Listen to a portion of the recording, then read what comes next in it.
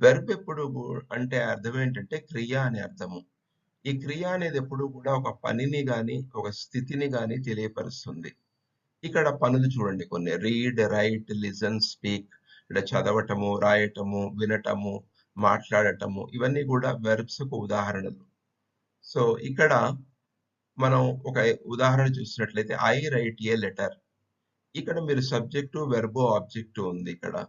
So, ఇక్కడ verb అనేది right అంటే రాయటం అనేది వెర్బ్. ఎవరు రాసారు అనేది సబ్జెక్ట్ ఐ. ఇక్కడ లెటర్ అనేది ఆబ్జెక్ట్ ఇక్కడ.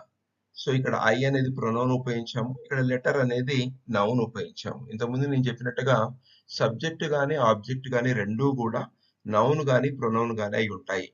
They met him. సో, వాళ్ళు అతనిని కలిసారు.